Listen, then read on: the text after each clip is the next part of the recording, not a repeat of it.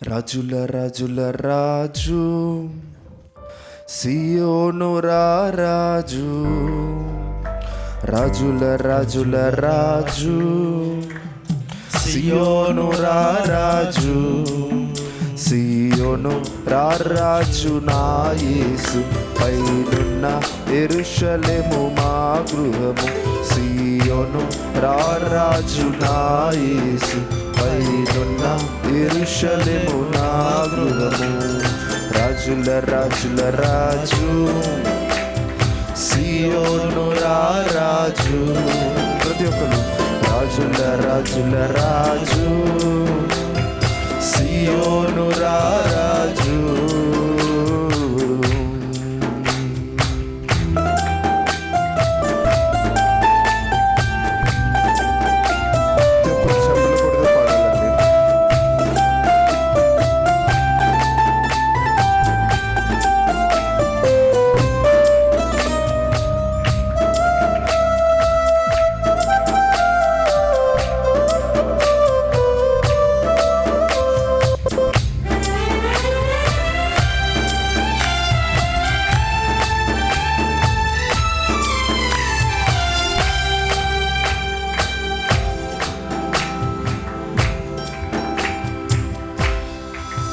తల్లి గర్భము నుండి వేరు చేసి తండ్రి ఇంటి నుండి నన్ను పిలిచి, తల్లి గర్భము నుండి వేరు చేసి తండ్రి ఇంటి నుండి నన్ను పిలిచి, సియోను కొరకే నన్ను ఏర్పరచిన సియోను రాజు నా యేసు, సియోను కొరకే నన్ను ఏర్పరచిన సియోను రాజు నా యేసు.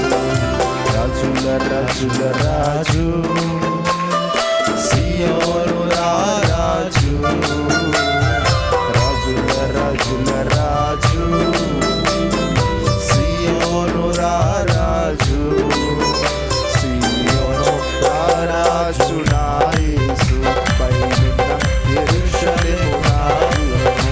సియోను రాజు నా యేసు పైనున్న యెరూషలేము నా గృహము. సియోను రాజు నా యేసు పైనున్న యెరూషలేము నా గృహము.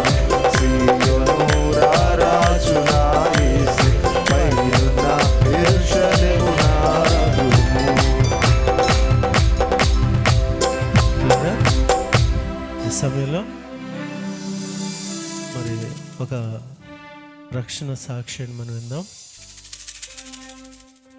మండవల్ నుంచి మన దగ్గరికి వచ్చినటువంటి ఫ్రాన్సిస్ బాబు తన జీవితంలో దేవుడు చేసిన మేలును, తన జీవితాన్ని దేవుడు ఎలాగా రక్షించారో, ఎలాగా స్థిరపరిచారో, ఆయన ఓటముల్లో దేవుడు ఎలా విజయాన్ని ఇచ్చారో ప్రార్థన చేసుకుందాం, సాక్ష్యాన్ని విందాం.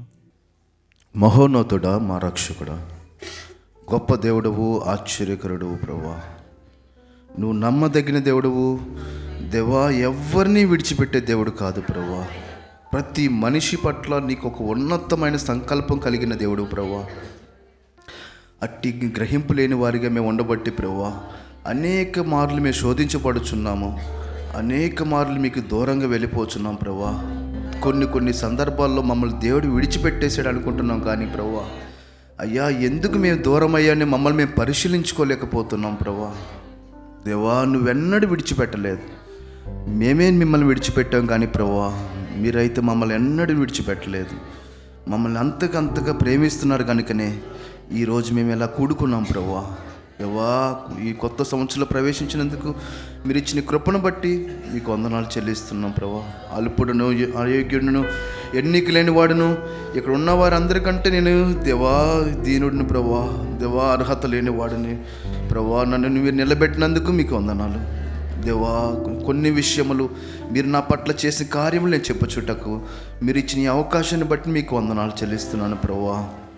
దేవా నాయనా మీ ఆత్మ మా మధ్య ఉంచి మాట్లాడుచున్నది నేనే కాదు, కానీ మీరు చేసిన ఈ కార్యములు నేను చెప్పాలని ఆశపడుచున్నాను. మీ కృపలో బలపరిచి ఎవరైతే ఆధారం లేకున్నారో, ఎవరైతే నిస్సహాయ స్థితిలో వచ్చి ఉన్నారో ప్రభువా, నెమ్మది లేని పరిస్థితిలో వచ్చారు ప్రభువా, నీ సన్నిధిలో మాకు కొంచెం సంతోషం దొరికిద్దని ఆనందంతో ఇక్కడికి వచ్చారు ప్రభా.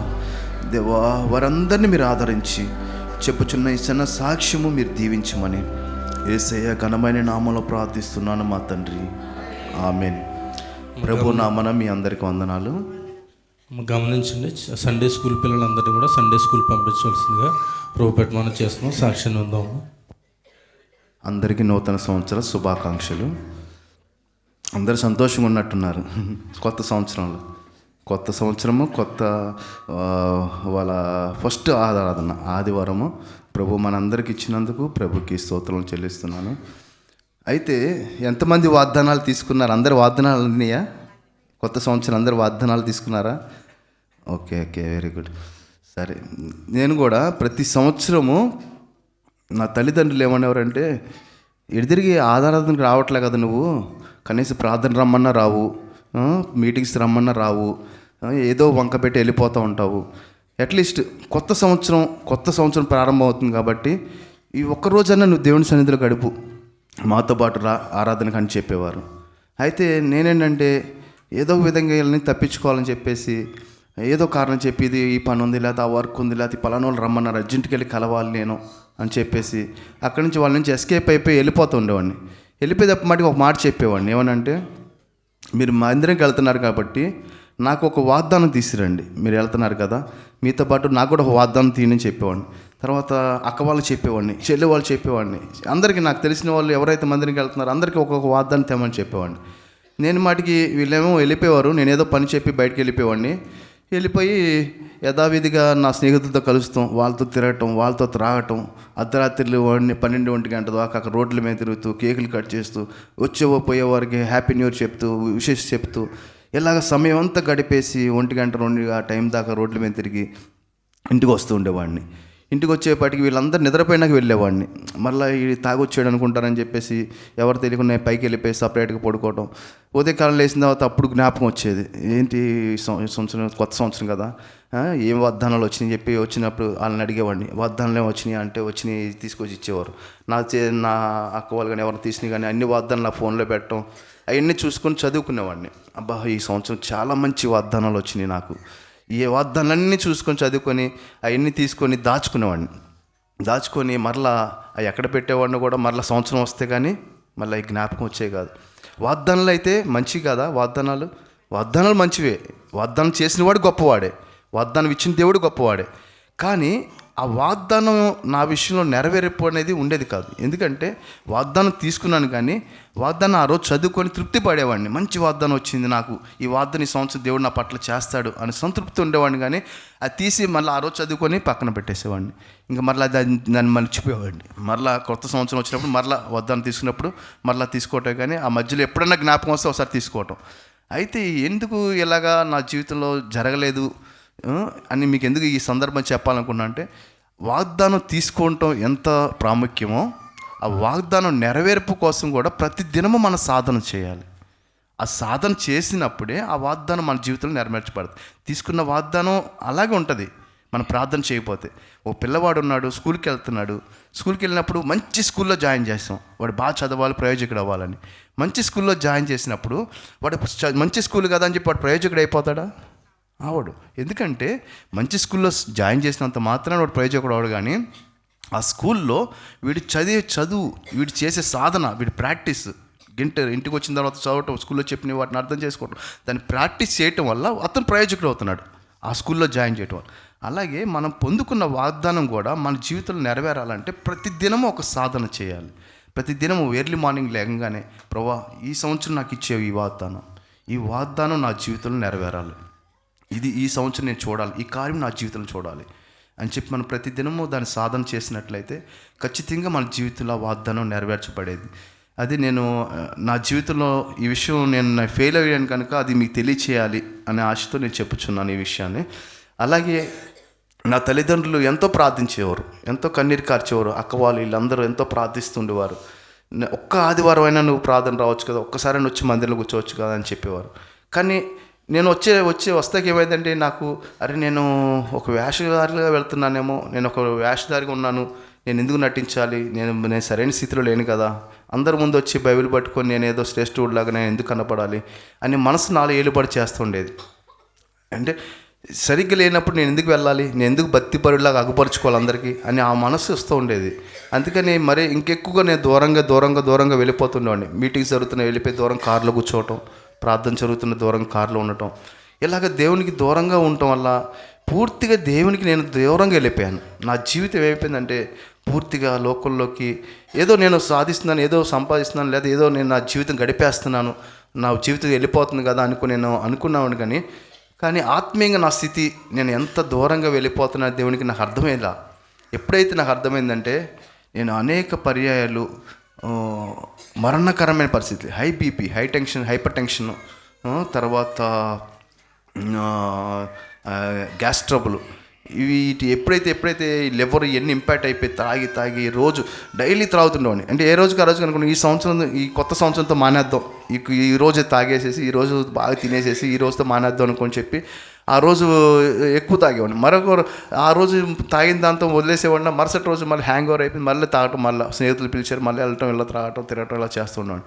కానీ ఎవరికి కనిపించేవాడిని కాదు, ఎవరికి త్రాగుతున్నట్టు. ఎక్కడో దూరంగా ఉండేవాడిని, దూరంగా చదువుతూ దూరంగా జాబ్ చేసుకుని దూరంగా ఇట్లా ఉంటున్నాను, దూరంగా నా బతుకుతున్నా కదా అనుకుంటూ ఉండేవాడిని. కానీ దేవుడు పట్టుకున్నాడు. ఎలా అంటే తల్లిదండ్రులు చేసిన ప్రార్థన, భార్య, కుటుంబం, అక్క చెల్లెళ్ళు అందరూ సహవాసం చేసిన ప్రార్థన నన్ను ఎంతగానో దేవుడి దగ్గరికి నడిపించడానికి కృప చూపించింది. ఎందుకంటే అనేక పర్యాయాలు నేను అన్నీ ఉన్నాయి కానీ డబ్బులు ఉన్నాయి, మంచి కుటుంబం ఉంది, మంచి ప్రార్థించేవారు ఉన్నారు, కుటుంబం అందరూ మంచిగా ఉన్నారు. కానీ నేను ఒక్కనే చెడిపోయాను. ఈ కుటుంబంలో ఎక్కువగా చెడిపోయింది నేనే. ఎందుకంటే నాయనమ్మ గారి కానించి అందరూ దేవుళ్ళు ఉన్నారు. నాయనమ్మ గారికి 4 బిడ్డలు, నాన్నగారు పెద్ద ఆయన, అత్తగారు ఉన్నారు, అత్తగారు తర్వాత నాన్నగారు ఉన్నారు, తర్వాత ఇంకో అత్తగారు, అయ్యగారు, మొత్తం నలుగురికి పుట్టిన బిడ్డలే కానీ, మనవళ్ళే కానీ, మనవరాళ్ళే కానీ అందరూ శ్రేష్ఠులుగానే ఉన్నారు. ఒక్కడు ఎవరంటే నేనే చెడిపోయింది. కుటుంబంలో భయంకరంగా త్రాగటం, తిరగటం, నా ఇష్టానుసారంగా జీవించింది నేను ఒక్కడిని. అనుకున్నామండి, ప్రభువా నేను ఇంకా నా జీవితం ఇంతే. ఎందుకంటే నేను ఒక్కనే విడిచిపోయి, ఎవరో ఒకరు వచ్చింది అంటారు కదా, వారసత్వం ఏదో అంటారు కదా, ఏదో నేను ఒక్కనే ఇట్లా ఉండిపోయిన కుటుంబంలో ఒక చెడగొట్టాడు ఒకడు ఉంటాడు అంటారు కదా, అలాగే నేను పుట్టానేమో ఈ కుటుంబంలో. ఎందుకంటే అందరూ సేవ చేస్తున్నారు, అందరు దేవుళ్ళు ఉన్నారు, అందరూ బలమైన పరిచర్య చేస్తున్నారు, దేవుడికి ఇష్టంగా బ్రతుకుతున్నారు. నేను ఒక్కడిని ఎందుకు ఎలాగ అయిపోయాను ప్రభువా, ఇంకా నేను ఇంతేనా నా జీవితం అని చెప్పి ఎలాగ బాధపడుతున్నాను. ఇంకా వీళ్ళందరికీ దూరంగా ఉండాలని చెప్పి దూరంగా వెళ్ళిపోతూ ఉండేవాడిని. వీళ్ళందరూ సేవలు ఉన్నారు కదా, నేను ఎందుకు ఆటంకంగా ఉండాలి వీళ్ళకి అని చెప్పి. అయితే దేవుడు నా పరిస్థితి అంటే ఒకప్పుడు నేను మారినప్పుడు నేను సరిగ్గా ఉన్నాను లేదు అనుకున్నాను. కానీ ఎప్పుడైతే నేను లోకంలో పడిపోయానో అంతకంతగా దేవునికి దూరంగా వెళ్ళిపోయిన తర్వాత నా ఆరోగ్య పరిస్థితి కూడా దెబ్బతింది. డబ్బులు అయితే సంపాదిస్తున్నాను, కానీ సంపాదించిన డబ్బులు నెలకి కనీసం 18,000 నుంచి 25,000 రూపాయలు తాగేవాడిని. నేను సంపాదించిన సగం సంపాదన తాగడికే ఖర్చు పెట్టేవాడిని. నేను త్రాగటమే కాకుండా నాతో ఉన్నవారు త్రాగిస్తుండేవాడిని, వాళ్ళు త్రాగుతుండేవారు, నేను త్రాగుతుండేవాడిని. అలాగా ఉదయం లెగుస్తుంటేనే బిగించేసేవాడిని. డ్యూటీకి జాబ్కి వెళ్తే కూడా తాగేసే వెళ్ళేవాడిని. వాళ్ళు కూడా ఎవరికి డౌట్ రాకుండా ఉండేవాడిని. అంటే నా శరీరం ఎట్ట అయిపోయిందంటే ఆ బాడీకి అది ఇజ్జెట్ అయిపోయింది. ఇంకా అది నేను త్రాగినా కూడా ఎవరు త్రాగినట్టు కూడా తెలిసేది కదా, అలా ఉండేవాడిని. సో లాస్ట్కి ఏమైందంటే అది లివర్ మీద ఎఫెక్ట్ చూపించింది, తర్వాత డైజెస్ట్ సిస్టమ్ మీద, అన్నిటి మీద ఎఫెక్ట్ చూపించి హై బీపీ వచ్చేయటం, డైజెషన్ అరగపోవటం, ఏం తిన్నా వెంటనే మళ్ళీ అరాయించుకోలేకపోవటం, విపరీతమైన హైపర్ టెన్షన్ రావటం, ఇలా అయిపోయిన తర్వాత అనేక పర్యాయంలో ఇంకా నేను ఒంటరిగా ఒకసారి వెళ్తున్నప్పుడు ఒకసారిగా హై బీపీ వచ్చేయటం, నేను నా అంతటా ఎవరు ఉండేవారు కాదు, ఒంటరిగా మిగిలిపోయేవాడిని. వెళ్ళాలి ఎక్కడికో చోటకి వెళ్ళి ఒక హాస్పిటల్కి వెళ్దామంటే తీసుకెళ్ళేవాళ్ళుగా ఎవరు ఉండేవారు కాదు.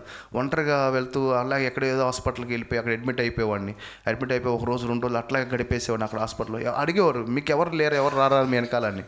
అంటే నేను చెప్పటానికి వీళ్ళందరికీ ఏంటంటే చెప్పలేకపోయాను. ఎందుకంటే నేను ఏ స్థితిలో ఉన్నా నాకు తెలుసు, నేను పడిపోయిన స్థితి నాకు తెలుసు కనుక నేను అందరూ చెప్పుకోవటానికి ఇష్టం ఉండేది కాదు. ఎందుకంటే నా పరిస్థితిని ఇలా ఉన్నాను, వీళ్ళందరూ దైవికంగా ఉన్నారు, నేనేమో ఇలా ఉన్నాను, ఇది చెప్పుకుంటే ఎలా ఉంటుంది, చండాలంగా ఉంటుంది కదా అని చెప్పేసి నేను చెప్పుకునేవాడిని కాదు. ఒంటరిగా వెళ్ళిపోయి అలా హాస్పిటల్ అడ్మిట్ అయ్యి నాకు ఎవరు లేరండి అని చెప్పేసి నేనే అడ్మిట్ అయ్యి అలా ఉండిపోయేవాడిని. 2 రోజులు అలా ట్రీట్మెంట్ తీసుకొని ఎప్పుడుకో ప్రాణం తేరుకొని బయటకు వచ్చేవాడిని.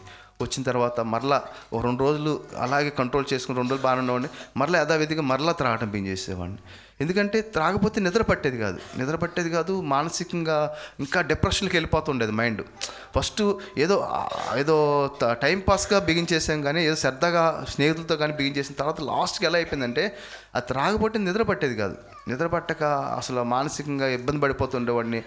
ఉలుకుపాట్లు వస్తూ ఉండేవి, నిద్ర పట్టేది కాదు. రాత్రి అందరూ నా చుట్టూ అందరూ నిద్రపోతుండేవారు, నేను ఒక్కడి మటుకు అలా కూర్చొని ఇలా చూస్తూ ఉండేవాడిని. నిద్రపోవాలంటే భయం, నిద్రపోతే మళ్ళీ ఒక్కసారి ఏదో ఉలికిపాటు వస్తుంది, లేదంటే కంగారు అయిపోయి బీపీ పెరిగిపోతూ ఉండేది, దడ వచ్చేస్తూ ఉండేది, నిద్రలో ప్రాణం పోతుందేమో భయం వెంటాడుతూ ఉండేది. ఇలాగ నెమ్మది లేని పరిస్థితిలో ఉండేవాడిని. అయితే ఈ డాక్టర్ ఏమన్నారంటే, ఈ పరిస్థితి అంతా చెప్పిన తర్వాత విజయవాడ న్యూరాలజిస్ట్, ఆయన స్పెషలిస్ట్ రమణారెడ్డి గారు, ఆయన దగ్గరికి వెళ్ళి ఆయన చెప్పినప్పుడు ఆయన అన్నాడు, నీకు మొత్తు బిళ్ళ ఇచ్చారన్నమాట, అవి వేసుకొని పడుకుంటే నీకు ప్రశాంత నిద్ర పట్టిద్ది, ఇది నాపేసే అని చెప్తే మొత్తు బిళ్ళలు వేస్తే అవి వేసుకుని ఉంటే పవర్ ఇచ్చాడు. ఆ పవర్ వేసుకున్నా కూడా నా పని చేయట్లేదు, అవి వేసుకున్నా కూడా పని చేసే కాదు. త్రాగితేనే కొంచెం 1 గంట 2 గంటలు నిద్రపోతాం, కానీ లేకపోతే అవి వేసుకుంటా ట్యాబ్లెట్లు వేసుకున్నా కూడా పని చేసే కాదు. ఒకసారి ఇంకా ఇట్లా కాదని చెప్పి ఫుల్ చెకప్ చేపిద్దామని చెప్పేసి బాడీ మొత్తం ఫుల్ చెకప్ చేపిస్తే గ్యాస్ట్రాలజిస్ట్ దగ్గరికి వెళ్తే ఆయన 10 ట్యాబ్లెట్లు పైన రాశాడు. తినక ముందు ఒకటి, తిన్న తర్వాత ఒకటి, తిన్న తర్వాత టానిక్ ఒకటి, తర్వాత మధ్యాహ్నం తినక ముందు ఒకటి, తిన్న తర్వాత ఒకటి, అట్లా కనీసం 10 రకాలు పెట్టాడు ఆయన. సరే ఆయన పెట్టాడు కదని చెప్పేసి షుగర్ డాక్టర్ దగ్గరికి వెళ్ళి, ఒకవేళ షుగర్ ఉందేమని, ఆయన షుగర్ లేకపోయినా షుగర్ 2-3 బిళ్ళలు పెట్టేశాడు. అయ్యో 3 బిళ్ళలు 4 బిళ్ళలు అయ్యాయి. అక్కడ తర్వాత ఆయన దాంతోపాటు ఏం చేశాడు, బలానికి కూడా 2-3 యాడ్ చేశాడు. ఇవన్నీ పక్కన పెడితే అక్కడి నుంచి కిడ్నీ సంబంధించింది, తర్వాత లివర్ సంబంధించిన డాక్టర్ గ్యాస్ట్రాలజిస్ట్ ఆయన దగ్గరికి వెళ్ళాను. ఆయన దగ్గరికి వెళ్తే ఆయన ఏం చేశాడంటే దానికి సంబంధించిన 4-5 పెట్టాడు. హార్ట్కి సంబంధించిన డాక్టర్కి వెళ్తే ఆయన 5-6 పెట్టాడు. మొత్తం ఇన్ని ట్యాబ్లెట్లు అయిపోయినాయి. రోజుకి మింగితే అవన్నీ మింగాలంటే కనీసం తినే ఆహారం కంటే ట్యాబ్లెట్లు ఎక్కువైపోయినాయి. ఇవన్నీ వేసుకుంటే ముందు వీటికి తినే ఆహారం కంటే వీటికి ఎక్కువ ఇది అయిపోయేటట్టు ఉంది. అయితే ఇవన్నీ పట్టుకొని రమణారెడ్డి గారి దగ్గరికి వెళ్తే ఆయన చూసి ఆయన అన్నాడు, ఇవన్నీ మింగితే నువ్వు ముందు చచ్చిపోతావయ్యా, వీటిని మింగటం కాదు, నువ్వు ఇవన్నీ తీసేసి అని చెప్పి అన్నిటిని షార్ట్ చేసి మళ్ళీ వాటిలో 5-6 బిళ్ళల కింద షార్ట్ చేసి ఇచ్చారన్నమాట. ఇవి వాడమన్నారు. ఇవి వాడదాం అని చెప్పేసి ఈ బిగిన్ చేస్తే వాటి ఎఫెక్ట్ ఇంకెక్కువ పవర్ ఎక్కువైపోవటం వల్ల, తినే ఆహారం తక్కువైపోవటం వల్ల మరీ ఇంకెక్కువ నీరసం వెంటాడుతుండేది, లెగలేని పరిస్థితి వస్తూ ఉండేది. ఎక్కడో దూరంగా ఒంటరిగా ఉండేవాడిని. కనీసం పొద్దున్నేసి టిఫిన్ చేసుకొని వెళ్దామన్నా కూడా నేను తినలేకపోయేవాడిని. అలాంటి పరిస్థితిలో ఉన్నప్పుడు ఎప్పుడో ఒకసారి సడన్గా అటాక్ అయిపోతూ ఉండేది. ఇంక ఈ టెన్షన్ పడలేక అలాగ హాస్పిటల్ వెళ్ళినప్పుడు ఆయన అన్నారు డాక్టర్ గారు అన్నారు, నువ్వు ఖచ్చితంగా ఇంకో 6 నెలల కన్నా ఎక్కువ బతుకోయా, నువ్వు ట్యాబ్లెట్లు వేసుకున్నా బతుకో, వేసుకోపోయినా బ్రతుకో అని చెప్పేశారు. చెప్పేపాటికి నేను ఇంకా పూర్తి నిరుత్సాహంలోకి వెళ్ళిపోయాను. ఇంకేముంది, ఇంకా అంతా అయిపోయింది నా లైఫ్. ఇంక నేనేం చేసినా ఉపయోగం లేదు, టోటల్ నా లైఫ్ కొలాప్స్ అయిపోయింది. ఇంకేముంది, ఇంక ఇలాగే బ్రతుకుదాం. ఇంకా దేవుడు కూడా నన్ను విడిచిపెట్టేశాడు. కుటుంబానికి ఎవరు చెప్పుకోలేదు, వాళ్ళు చెప్పి వాళ్ళని బాధ పెట్ట అనవసరం, వాళ్ళు దైవికంగా వాళ్ళ పని వాళ్ళు చేసుకుంటున్నారు. నా తిప్పలు నేను పడదని చెప్పేసి ఇంకా దూరంగా ఉంటూ అలాగే ఇబ్బంది పడుతూ ఉన్నప్పుడు దేవుడు ఒక రోజు నాకు తెలియచేస్తున్నాడు, నువ్వు ఒక 2 టైం ఇస్తున్నాడు, నువ్వు కొంచెం దినముల్లోనే నువ్వు చనిపోతావు, నువ్వు నన్ను తెలుసుకునేటలా నువ్వు బ్రతుకుతావు. 2 ఆప్షన్స్ ఇచ్చాడు. నువ్వు త్వరగా నీ పనులు ముగించుకొని నువ్వు త్వరగా సిద్ధపడితే నువ్వు బ్రతుకుతావు, లేదనుకుంటావా నువ్వు చనిపోతావు. 2 విషయాలు తెలియజేస్తుంటే నాకు అర్థమవుతుంది, నా మనసుకి అర్థమవుతుంది. ఇంకేంటంటే నా సమయం అయిపోయింది కదా, ఇంకెడిది నేను తెలుసుకుంటాం అనేది జరగదు. ఎందుకంటే ఆయన విడిచిపెట్టాడు కాబట్టి నేను ఇలా అయిపోయాను. ఇంకా ఆయన తెలుసుకుంటాం అనేది జరగదు కాబట్టి ఇంకేంటంటే నా పిల్లలకి వీళ్ళకి ఏమేమి కావాలి వీళ్ళకి అరేంజ్ చేసేద్దాం, ఏదైనా ఉంటే వీళ్ళకి చేయాల్సిన సెటిల్మెంట్స్ ఏమి ఉంటాయి, మంచిగా ఉన్నాయి ఏమైనా చేసేద్దాం వీళ్ళ వరకు అని చెప్పేసి వాళ్ళకి చెప్పడం, ఇలా చేయటం, ఇంటికాడ ఏమైనా పెండింగ్ వర్క్స్ ఉంటాయి అన్నీ కంప్లీట్ చేయటం, ఇలాగ నన్ను నేను సిద్ధపరచుకుంటూ నేను వర్క్ అంతా ఇంక 2 నెలలు కొంచెం టైం ఉంది అంటున్నాడు కదా, ఈ 2 నెలలు వాళ్ళతో స్పెండ్ చేద్దాం అని చెప్పేసి ఆ జాబ్ కూడా మానేసి వాళ్ళతో ఉంటూ వాళ్ళతో ఎక్కువ స్పెండ్ చేస్తూ ఇలా ఉన్నప్పుడు ఒక రైతు విపరీతమైన హైపర్ టెన్షన్ వచ్చేసి ఇంకా నిద్ర పట్టట్లేదు, ఒంటరిగా కూర్చొని ఏడుస్తున్నప్పుడు ఇంకా ప్రాణం పోతున్న పరిస్థితి వచ్చేసింది. ఇంకా అప్పుడు ఏడ్చుకుంటూ ఇంకా అయిపోయింది కదా, లాస్ట్ కొంచెం సేపు మందిరంలోకి వెళ్ళి గడుపుదాం, ఇంకా దేవుడు ఇంకా ఒకవేళ అవకాశం ఇస్తే బతుకుతాను, లేకపోతే చనిపోతాను, అది చనిపోయేదేదో మందిరంలో చనిపోదాం అని చెప్పేసి నేను కార్ స్టార్ట్ చేసుకొని బయలుదేరి మందిరం కాడికి వెళ్ళాను. మందిరం కాడికి వెళ్ళి వెళ్తుంటేనే కారు కూడా డ్రైవ్ చేయలేకపోతున్నాను, ఎందుకంటే నా కాలు షివరింగ్ వచ్చేస్తుంది, హ్యాండ్స్ షివరింగ్ అయిపోతున్నాయి, తోలటానికి కూడా ఓపిక లేదు, సగం దూరం తోలేను. కానీ ఇంకా అక్కడి నుంచి ఇంకా తోలలేక కారు ఆపేసి రోడ్డు సైడ్ని పెట్టేసి పడుకునిపోయాను. కారులోనే పడుకునిపోతే ఇంకా ఆలోచిస్తున్నాను, ఎదరికి వెళ్ళాలన్నా అంతే దూరం ఉంది, వెనక్కి వెళ్ళాలన్నా అంతే దూరం ఉంది, వెనక్కి వెళ్ళినా చనిపోతాను, ఎదరికి వెళ్ళినా చనిపోతాను. ప్రభా కొద్ది ఓపిక చేయించే నాకు. నేను వెళ్ళిపోయి మందిరంలోనే అక్కడ కొంచెం ఒక్కసారి అడిగి పెడతాను, దేవుడు నువ్వు ఎన్నో కార్యాలు చేసావు కదా, అక్కడ అనేకులు చనిపోయాలు బ్రతికించావు కదా, అనేక సాక్ష్యాలు చెప్తున్నారు కదా మందిరంలో, ఒక్కసారి మందిరంలో అడిగి పెడితే నువ్వు కృప చూపుతావు అనే ఆశ ఉంది, నాకు ఒక్కసారి అక్కడ తీసుకెళ్ళి ప్రభు అని చెప్పి అట్లా మనసులో అనుకొని ధైర్యపరచుకొని అలాగే బయలుదేరి మందిరం చేరుకున్నాను. మందిరం చేరుకొని అక్కడ కూర్చొని ఇంక మందిరంలో పడుకొని ఇంకా ప్రార్థన చేసుకుంటున్నాను. ప్రభా నువ్వు బతికిస్తే బ్రతికిచ్చు, చనిపోతే ఇంక తీసేసే. నేను ఎందుకంటే ఈ బాధ భరించలేకపోతున్నాను, ఈ మానసికంగా ఈ రుగ్మతను నేను భరించలేకపోతున్నాను, ఈ వేదన నేను భరించలేకపోతున్నాను. నువ్వు అవకాశం ఇస్తే నేను పని చేస్తా, లేదనుకో నేను చనిపోయేదంటే చంపేసి, ఎందుకంటే ప్రతిరోజు ఈ బాధ నెక్కపడతాను ఇది అని చెప్పేసి ఇంక అదే ప్రార్థన చేసుకుంటున్నప్పుడు నాకు తెలియకుండా ఆ బాధ అంతా నాలో తొలగిపోవటం, వెంటనే ఆ బీపీ కొంచెం ఫ్లక్చువేషన్స్ తగ్గుతూ నార్మల్ రావటం, వెంటనే అక్కడ ఆ రోజు వెళ్ళిపోదాం అనుకున్నవాడిని, సరే వచ్చాం కదా ఇప్పుడు కొంచెం తెరిపించింది కాబట్టి ఇంక 2 రోజులు ప్రార్థన చేసుకుందాం అని చెప్పేసి ఇంక అట్లా మందిరంలో ఉండిపోయాను. ఆదివారం దాకా మందిరంలో ఉండి ప్రార్థన చేసుకుంటున్నప్పుడు దేవుడు తెలియచేస్తున్నాడు. ఇంకా అయిపోయింది కదా, 2 రోజులు అయిపోయింది, వెళ్ళిపోదాం కదా నేను అనుకుంటున్నప్పుడు దేవుడు ఏం తెలియచేస్తున్నాడు అంటే, నువ్వు చనిపోయి 3 రోజులు అయింది కదా, నువ్వే ఎక్కడికి వెళ్తావు అని చెప్పని అడుగుతున్నాడు. నా మనసుతో మాట్లాడుతున్నారు. నీ భార్య నీ బిడ్డలో వాళ్ళ ఇంటికి వెళ్ళిపోయారు, నీ తల్లిదండ్రులు వాళ్ళు మీ అక్క వాళ్ళ ఇళ్ళకి వెళ్ళిపోయారు, నువ్వు ఇంటికి వెళ్ళి ఏం చేస్తావు అని చెప్పి నాతో ఆయన ఆత్మగా మాట్లాడుతుంటే నేను అప్పుడు ఆలోచనలో పడ్డాను, ఏం చేయాలి ఇప్పుడు, నేనేంటి నిజంగా చనిపోయి ఉన్నానా బ్రతికున్నానా నేను అని చెప్పి అప్పుడు ఆలోచిస్తుంటే అప్పుడు మళ్ళీ అదే సందర్భం మళ్ళీ తెలియచేస్తున్నాడు, నువ్వు చనిపోయి 3 రోజులు అయింది అని చెప్పినప్పుడు అప్పుడు ప్రభువా నాకు అప్పుడు జ్ఞాపకం అయింది, ప్రభువా ఇప్పుడు నేను ఆ రోజు నేను చనిపోవాల్సిన వాడు, వాస్తవంగా నేను ఆ రోజు చనిపోయినట్టయితే వాళ్ళకి 3 రోజులు కంప్లీట్ అయిపోయేది. నువ్వు ఇచ్చావు కాబట్టి ఆయుష్, నేను ఇక్కడే ఉంటా, నువ్వు మాట్లాడే వరకు నేను ఇక్కడే ఉంటా, నువ్వు బ్రతికిచ్చావు కదా, ఈ బ్రతుకు నీదే. నేనైతే లోకంలో ఇంక చనిపోయాను, ఇంకా లోకంతో పాటు అయితే నేను చనిపోయి ఉన్నాను, కానీ నీ సన్నిధిలో నువ్వు బ్రతికిచ్చావు కనుక ఈ బ్రతుకు దినములు నీ కోసం బ్రతుకుతాను. నువ్వు ఎన్ని రోజులు నువ్వు మాట్లాడుతావు అన్ని రోజులు నేను ఇక్కడే ఉంటా, ఇక్కడ ఉండి ప్రార్థన చేసుకుంటాను ప్రభా అని చెప్పేసి ఇంక మొత్తం నా బట్టలన్నీ తెప్పించుకొని అక్కడే ఉండిపోయి 45 దినాలు నేను మందిరంలో ఉండి ప్రార్థన చేసినప్పుడు 20 దినాల వరకు కూడా ఎటువంటి సమాధానం లేదు, ఎటువంటి దేవుడి నుంచి ఎటువంటి నడిపింపు కానీ ఎటువంటి సమాధానం. ప్రార్థన అయితే చేస్తున్నాను, చాలా ఆసక్తిగా చేస్తున్నాను.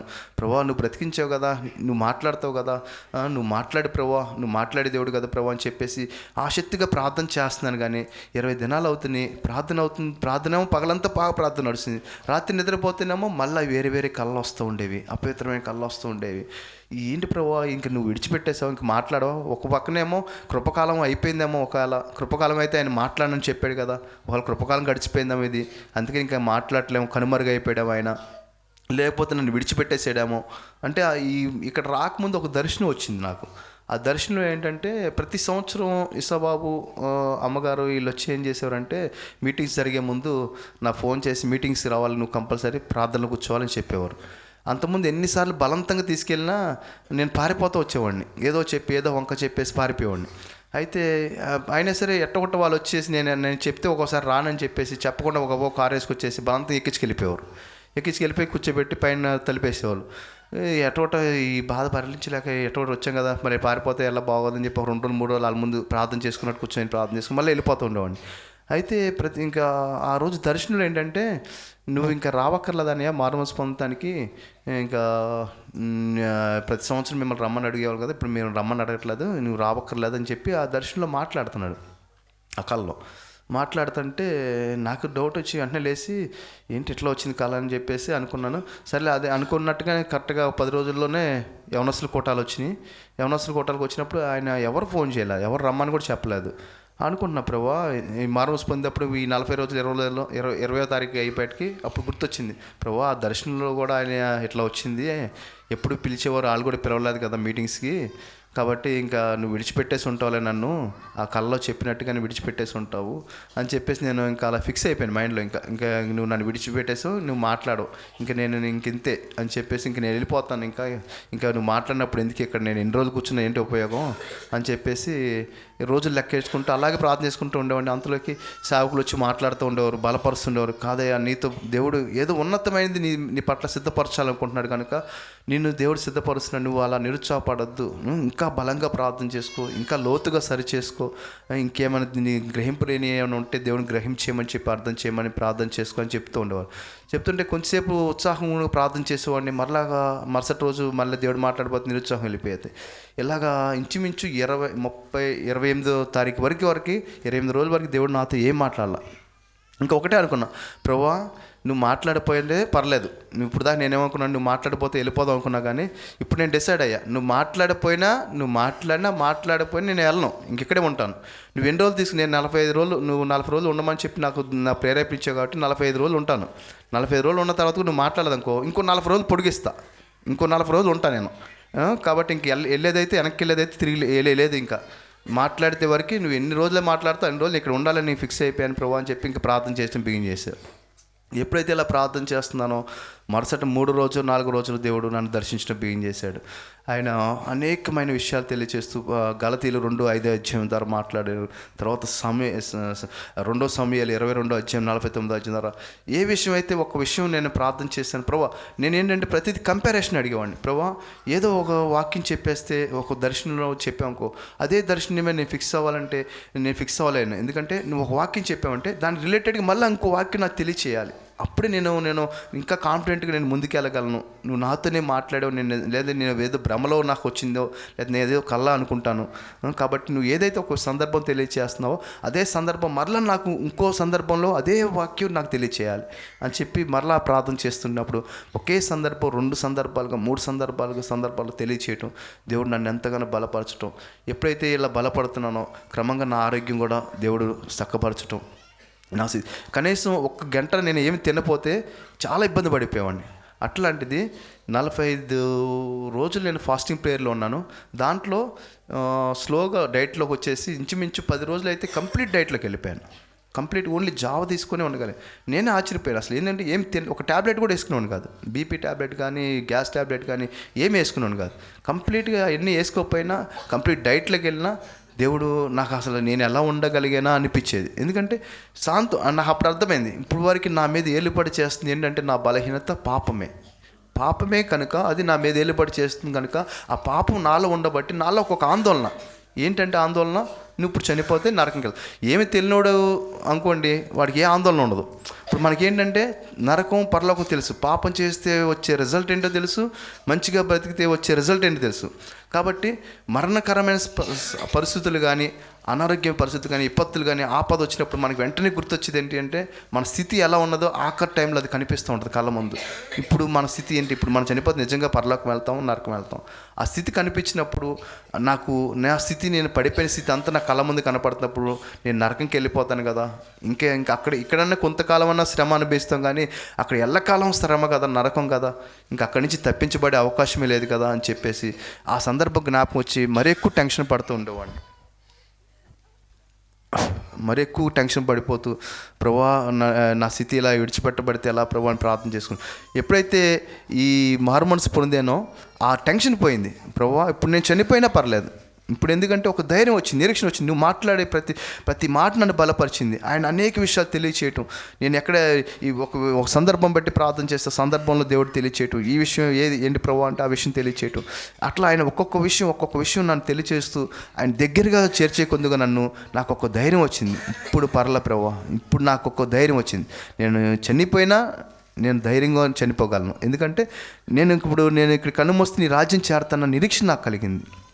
ఎందుకంటే ఇప్పుడు పాపం నాలో విడిపోయింది కనుక ఇప్పుడు నేను బ్రతికి దినములన్నీ నీ కోసం బ్రతుకుతా, ఒకళ్ళు చనిపోయినా నీ రాజ్యం చేరతా అన్న నిరీక్షణ నాకు వచ్చింది ప్రభు అని చెప్పేసి ఎప్పుడైతే ఆ నిరీక్షణ నాలో కలిగిందో ఆటోమేటిక్గా నాలో ఉన్న వ్యాధి కూడా బలహీనపడిపోతూ వెళ్ళిపోయింది.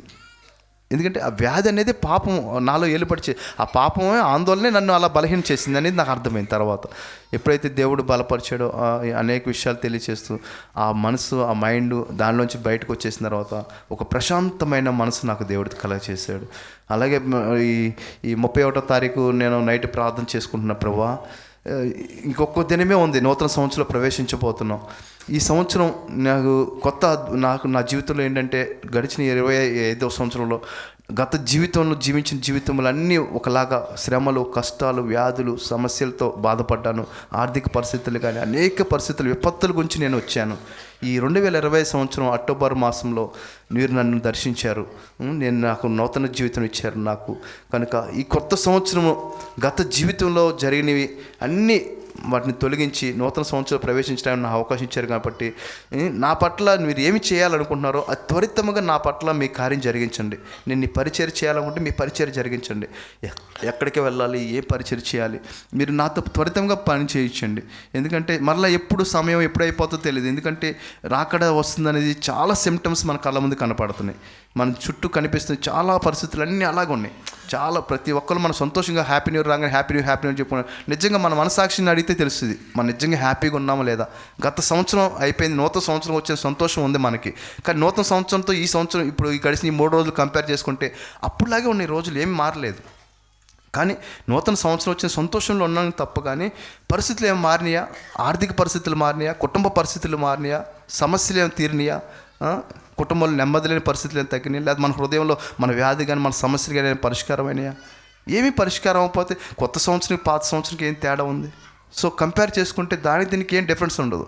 కానీ ఎప్పుడైతే మన హృదయం అంతా ఇక్కడైనా సరే, ఈ 2026 అయినా సరే, నూతన సంవత్సరం అయినా సరే, ప్రతి విషయం మన దేవుని దగ్గర పట్టుకొని, ప్రభువా మా పరిస్థితి ఎలా ఉంది, నా పరిస్థితి, నా జీవితం ఎలా ఉంది, నేను సంతోషంగా బయటికి అందరికీ సంతోషం కనిపించవచ్చు కానీ సంతోషం కొత్త సంవత్సరంలో, బట్ ఎటర్నల్గా నా లైఫ్ మాటికి ఎలా ఉంది ప్రభువా నా పరిస్థితి, వీటన్నిటికీ ఈ ఇయర్తో ఎండిపడిపోవాలి. ఈ సంవత్సరం నా బిడ్డలు అవని, నా బిడ్డలు మారలేదు, మీ బిడ్డలు మారిపోయిన బిడ్డల విషయం అవని, ఆర్థిక పరిస్థితులు అవని, కుటుంబ పరిస్థితులు అవని, ఏ పరిస్థితి సరే అవి ఈ సంవత్సరంతో ఈ రోజుతో ఎండ్ అయిపోవాలి ప్రభు. ఈ కొత్త సంవత్సరం, ఈ నూతన ఆరాధన, ఆదివారపు ఆరాధనతో ఇవన్నీ పుల్ స్టాప్ పడి కొత్త జీవితం మాకు దయచేయండి ప్రభు అని చెప్పి ప్రతి దినము మీ ప్రార్థనలో దేవుడిచ్చిన వాగ్దానాన్ని బట్టి, ఈ కుటుంబ పరిస్థితులను బట్టి ప్రతి దినము ప్రార్థించండి. ఈ కొత్త సంవత్సరం అందరికీ కొత్త నూతనమైన మనసు దేవుడిచ్చి సమస్యలన్నీ పరిష్కరించి అందరినీ సంతోషంగా దేవుడు దీవించాలని ఆశిస్తూ ఈ చిన్న సాక్ష్యాన్ని దేవుడి పేరట ముగిస్తున్నాను. అందరికీ వందనాలు. నా కోసంగా మీరు అందరు ప్రార్థన చేయండి. ఇంకెక్కువ ప్రభువులో బలపడేలాగా ప్రార్థన చేస్తారని ఆశపడుతున్నాను. ప్రార్థన చేసుకుందాం. ప్రేమగల ప్రభా, దయగల స్వామి, ఆశ్చర్యకరుడా, గొప్ప దేవుడా, మీ ఘనమైన నామమును బట్టి వందనాలు, స్తోత్రాలు ప్రభా. నా తండ్రి, ఇదిగో ప్రభా, జీవితంలో అనేక సమస్యలకు కారణము నా ప్రభా, భయంకరమైనటువంటి వ్యాధులకు, బాధలకు కారణము పాపము నాయనా. ఒక పాపము నా తండ్రి మనిషిని పట్టుకుంటే అది ఎంతగా వేధిస్తుంది ప్రభా, ఎంతగా వెంటాడుతుంది నాయన. నా ప్రభా, పాపం అనేది నా తండ్రి జలగ లాంటిది ప్రభా. ఆ రక్తాన్ని పీల్చే వరకు ఆ జలగ విడిచిపెట్టదు ప్రభా. ఒక మనిషిని ఒక పాపం పట్టుకుందంటే ఆ వ్యక్తి జీవితాన్ని పూర్తిగా పతనమయ్యే వరకు, ఆ పాపము నరకానికి ఈడ్చుకెళ్ళే వరకు విడిచిపెట్టదు ప్రభా. నా తండ్రి, ఇదిగో ప్రభా, ఎలాంటి పాపం నుండి అయినను, ఎలాంటి పరిస్థితులైనను మార్చే దేవుడు మీరు ఒక్కళ్ళే ప్రభా. నా తండ్రి, మీ ప్రేమ ఎంతో గొప్పది నాయన. మీ ప్రేమ మార్పు లేనిది ప్రభా. నా తండ్రి, మారనిది ప్రభా. అయ్యా, మేము ఎంతగా చెడిపోయినా, మేము ఎంతగా పాడైపోయినా మా పట్ల మీ ప్రేమ అంత అధికంగా ఉంటుంది ప్రభా. ఇదిగో ప్రభా, ఇప్పటి వరకు నా తండ్రి నీ కుమారుడిని నిలబెట్టుకొని మంచి సాక్ష్యం ద్వారా మీరు మాట్లాడినందుకు వందనాలు ప్రభా. నా ప్రభా, తన హృదయాన్ని, తన మనస్సును ఎవరు మార్చగలరు ప్రభా? నా తండ్రి, కన్న తల్లిదండ్రులైనను ప్రభా, అన్నదమ్ములను, అక్క చెల్లెలను ఎవరో ఒక వ్యక్తిని మార్చలేరు నాయన. నా తండ్రి, ప్రతి ఒక్కరిని మార్చే దేవుడు మీరే ప్రభా. మార్చి ఆ ప్రతి వ్యక్తిని ఆశీర్వాదకరంగా, శ్రేష్టంగా చేసే దేవుడు, గొప్ప ఈవుల నుంచి ఆశీర్వదించే దేవుడు ప్రభా. ఒక వ్యక్తి మార్పులో ఎంత ఆశీర్వాదం దాగి ఉంది నాయన. కేవలం పాప క్షమాపణ మాత్రమే కాదు కానీ ప్రభా, వ్యాధుల్ని స్వస్థపరిచావు, బాధల నుంచి విడిపించావు, ఒక ఆశీర్వాదకరమైన జీవితాన్ని సిద్ధపరిచిన దేవుడు ప్రభా. మీ కార్యాలు ఎంత గొప్పవి నాయన. నా ప్రభా, నా తండ్రి, బిడ్డలందరూ కూడా ఉన్న సాక్ష్యాన్ని బట్టి వారి జీవితాల్లో సంపూర్ణంగా మీకు అప్పగించుకొని మీ కృపలో నడవటానికి సహాయం చేయండి. ఈరోజు ఇంకా ఎవరైతే ప్రభా వారికి ఉన్నటువంటి ఆ యొక్క అలవాట్లను, వ్యసనాలు విడిచిపెట్టలేక మారాలని ఆశ ఉన్నా మారలేని పరిస్థితులు ఉన్నారు, ఆ బిడ్డలందరూ ఈ సాక్ష్యం ద్వారా మారాలి నాయన. వారందరి జీవితాలు వెలిగించబడాలి ప్రభా.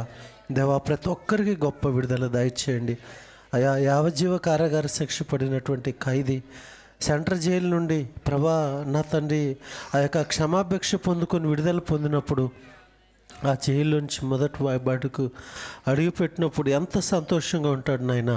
అవును ప్రభు, ఒక వ్యక్తి పాప క్షమాపణ పొందుకొని రక్షణ పొందినప్పుడు నా తండ్రి నిజంగా ఎంత సంతోషం నాయన, ఎంత ఆనందం ప్రభా. నా తండ్రి ఇదిగో ప్రతి బిడ్డని స్వాతంత్రులుగా చేయండి ప్రభా. నా తండ్రి మీ కృపలో బలపరచండి అయ్యా. మీ గొప్ప రక్షణ ప్రతి బిడ్డకి దయచేసి మీ కృపలో బలపరచమని యేసునామములో ప్రార్థిస్తున్నాను మా తండ్రి. ఆమేన్, ఆమేన్. నాకెన్నో మేలులు చేసితివి, నీకేమి చెల్లింతును దేవా, నీకేమి అర్పింతును.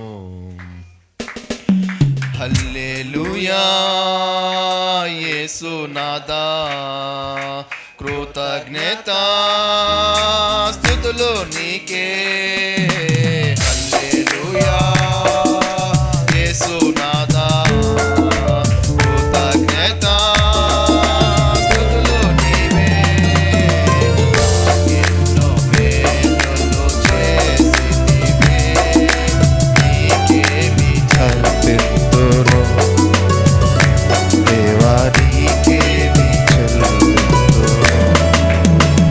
చేత నన్ను రక్షించినావే, కృప వెంబడి కృపతో నన్ను బలపరచితివే.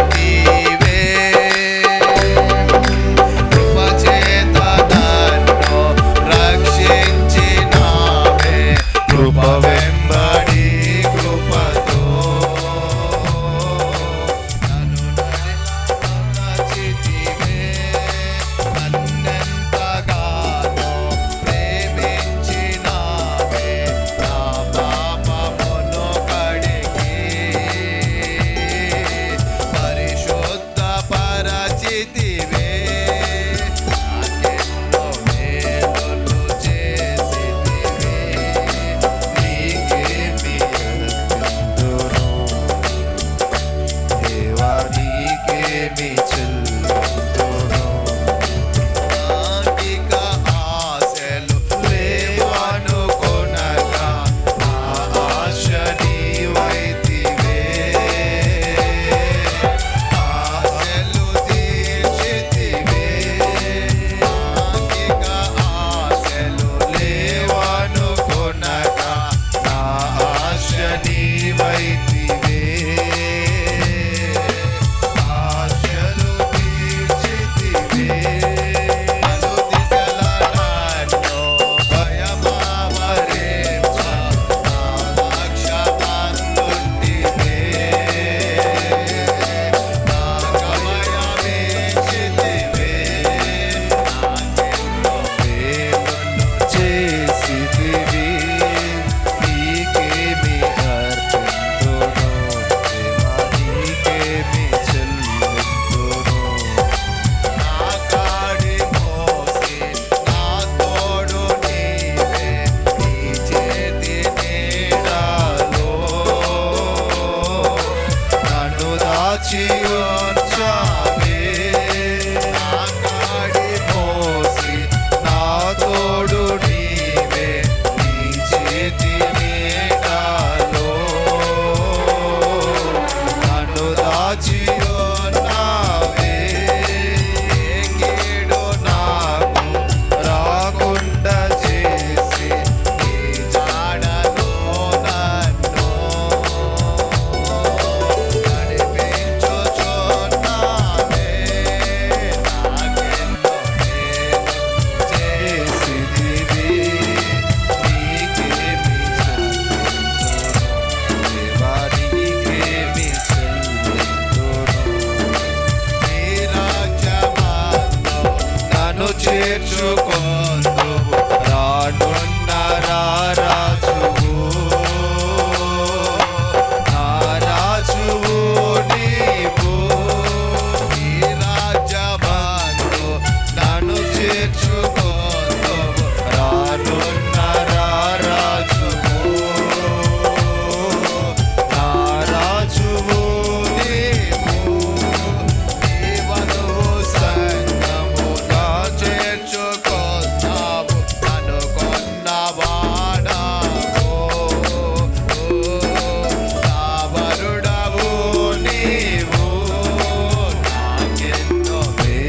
స్తుతులు చేసితివి, నీకేమి అర్పితును దేవా, నీకేమి చెల్లింతును. హల్లెలూయా యేసునాథా, కృతజ్ఞత స్తుతులు నీకే. హల్లెలూయా యేసునాథా, కృతజ్ఞత స్తుతులు నీకే. హల్లెలూయా ఆమేన్. యేసునాథా, కృతజ్ఞత స్తుతులు నీకే. హల్లెలూయా యేసునాథా, కృతజ్ఞత స్తుతులు నీకే.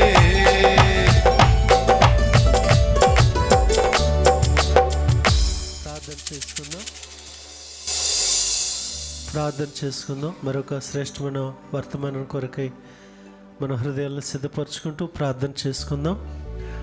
మన మధ్యలో ఇసాకు బాబు ఉన్నారు.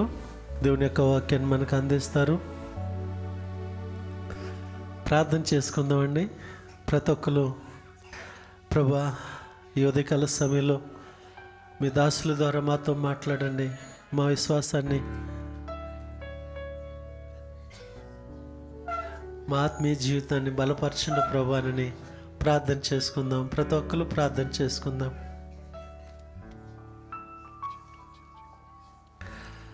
ప్రార్థన చేసుకుందాం. మమ్మల్ని మిక్కిలిగా ప్రేమించిన మా ప్రియ పరలోకపు తండ్రి, మీ ఘనమైన పరిశుద్ధమైన నామమును బట్టి వందనాలు, స్తుతులు, స్తోత్రాలు ప్రభా. నిజంగా మాకెన్ని మేలు చేసిన దేవుడు ప్రభా. నా ప్రభా, నా తండ్రి, మీరు చేసిన ఉపకారాలను బట్టి మీకు వందనాలు ప్రభా. నా తండ్రి, మమ్మల్ని విడిచిపెట్టక ప్రభా, బంధకాల్లో నుండి, అగాధంలో నుండి మమ్మల్ని విడిపించిన దేవుడు ప్రభా. ఈరోజు మీ గొప్ప రక్షణ మాకు ఇచ్చిన దేవుడు ప్రభా. మీరు ఇచ్చిన రక్షణ కొరకై మీకు వందనాలు ప్రభా. నా తండ్రి, ఆ రక్షణ మేము కొనసాగించడం సహాయం చేయండి ప్రభా. మీ వాక్యం ద్వారా మాతో మాట్లాడండి ప్రభా. దైవశక్తిని మాకు దయచేయండి. మరలా ఎన్నడూ తొట్టిల్లిపోకుండా మా జీవితాలను స్థిరపరచండి. మాతో మీరు మాట్లాడండి ప్రభా అని ప్రభా. ఎవరైతే ప్రార్థన చేసుకుంటున్నారో ప్రతి బిడ్డని దర్శించి, ఇదిగో ప్రభా, మీ దాసుల ద్వారా మాట్లాడి మహిమ పొందమని ఈ స్థలమంతా మీ ఆత్మతో నింపండి. మా దైజల అబ్రాహ్య గారి దేవుడు ప్రభా, మా దేవుడిగా, మా కాపురిగా ఉండి మీ కృపలో మమ్మల్ని బలపరచమని, మీ నీతికి, మీ రాజ్యానికి తగినట్లుగా మమ్మల్ని అందరినీ సిద్ధపరచమని యేసు నామములో ప్రార్థిస్తున్నాను మా తండ్రి. ఆమేన్, ఆమేన్. అందరికీ వందనాలు. దేవుని దయలో, ఆయన కృపలో గడిచిన కాలం అంతా క్షేమంగా కాపాడి ఈ దినాన్ని ఇలా కలుసుకుంటానికి దేవుడు ఇచ్చిన ఈ తరుణాన్ని బట్టి దేవుని నామానికి మహిమ కలుగును గాక. ఆమేన్. కీర్తనల గ్రంథము 66వ అధ్యాయము 5వ వచనం చదువుకుందాం. దేవుని ఆశ్చర్య కార్యములను చూడరండి, నరుల ఎడల ఆయన జరిగించు కార్యమును చూడగా ఆయన భీకరుడై ఉన్నాడు. ఇప్పుడు ఈ వాక్యాన్ని పరిశీలన చేసినట్లయితే, దేవుని ఆశ్చర్య కార్యములను చూడరండి, దేవుని ఆశ్చర్య కార్యాలను చూడరండి. ఆయన అనేకమైనటువంటి ఆశ్చర్య కార్యాలు చేసే దేవుడు, అద్భుతాలు చేసే దేవుడు. మహాద్భుతాలు మన జీవితంలో అనేకమైనటువంటి జరుగుతూ ఉంటాయి. ఆయన మన జీవితంలో ఆశ్చర్య కార్యాలు, అద్భుత కార్యాలు ఎందుకు చేయాలి? పిల్లరా, గమనించినట్లయితే చాలామంది జీవితాల్లో, రక్షించబడిన మన జీవితాల్లో అనేకమైనటువంటి అద్భుత కార్యాలు ప్రభు చేస్తూ ఉంటాడు. ఇక్కడ దేవుని కార్యం గొప్పదా, దేవుడు గొప్పడా? చెప్పండమ్మా. దేవుని కార్యం గొప్పదా, దేవుని గొప్పడా? దేవుని కార్యాల వలన ఏం జరుగుతుంది?